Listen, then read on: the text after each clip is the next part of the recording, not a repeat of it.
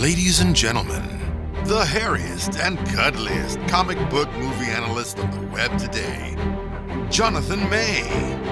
This is Comic Book Cinema, where we bring you the best comic book movie content. The Penguin was top to bottom an absolutely amazing television show. Matt Reeves and company took a C+ villain at best. How dare you mock me on the eve of my greatest triumph? And gave us fans some of the most riveting and compelling storytelling that we've seen in a while. DC once again delivers an absolutely amazing television show a couple years after Peacemaker Season 1 and a few months before Peacemaker Season 2. It's fitting starting off discussing the breakout star of the show, Kristen Milioti. This actress brought Sophia Falcone to life on the big screen. Previously played by Crystal Reed in the Gotham television show, Kristen Milioti did an absolutely fantastic job. So much so that some fans are saying that her performance was better than Colin Farrell's.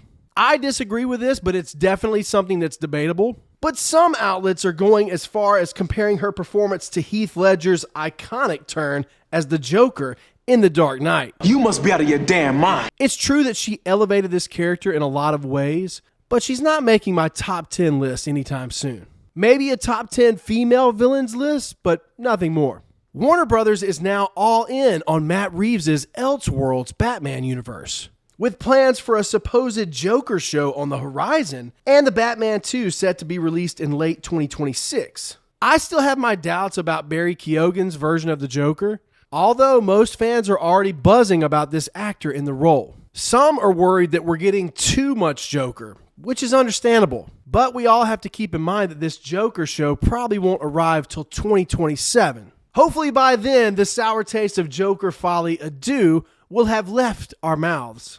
Say I'm still not completely sold on this universe. Robert Pattinson made a surprisingly solid version of the Batman, but the dichotomy of Bruce Wayne just wasn't there. Pattinson's Bruce Wayne was just like his Batman. To make matters worse, he's got eye makeup on. We all know that Batman wears eye makeup underneath the cowl, but choosing to show that for the first time on screen with Robert Pattinson's Batman, who is already accused of being the most emo Batman, not a great plan. A lot of fans question where Pattinson was during the events of this show. To that, I say, I doubt Batman is as concerned with mobster on mobster violence, but we should have at least gotten a cameo when the underground layer was blown up. Hundreds, if not thousands, of pedestrians were affected by that. Just a quick little pan to the rooftop, seeing Edward Man perched and brooding would have silenced those critics. Sometimes just a bat signal at the end isn't enough. The totally unrecognizable Colin Farrell returns as the Penguin, who I have to admit I was rooting for in the first couple episodes of this show. But as the show progressed, there was no question in anyone's mind who the true villain was. We see the Penguin burning crime boss Maroni's family while he just smiles as if it's orgasmic. He murders the only friend and ally he has at the conclusion of the show because he views their relationship as a weakness. He murders his own brothers. As more and more of the Oswald Cobb onion layers get peeled back, we all begin to hate this character. And I think seeing him brutally beaten by Edward Cullen in future Batman projects moving forward will be very satisfying. Perhaps Sophia Falcone will play a hand in his capture. Maybe her half-sister Catwoman will help her escape from prison and get that revenge. This show certainly did a great job in expanding this universe and making it more interesting, even for a guy who doesn't consider himself a fan of Pattinson. I understood that reference. Recently, on the Disney Marvel side of the spectrum, they have been doing the opposite for their fans. Instead of increasing the value of their universe, they've mostly been degrading it. Granted, it's a lot easier to accomplish this goal when you have about 30 less movies and 8 less shows.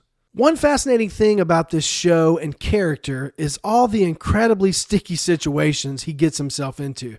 I found myself on the edge of my seat literally every week, waiting to see, first of all, what he was going to get himself into again, and second of all, how he was going to get out of those situations. I think that's a remarkable trait that they've added to this character from the show, and once again adds more layers to the character. We also get great performances from the rest of the supporting cast. Renzi Feliz pulled on my heartstrings as Victor Aguilar. Clancy Brown was fantastic as Salvatore Moroni. And Deirdre O'Connell was perfect as the Penguin's mother. The acting and story side of things was near perfect, but there definitely was a lack of choreographed action sequences. If that's a must for you and your comic book cinema viewing, then this show's rating might take a hit for you, like it did for me.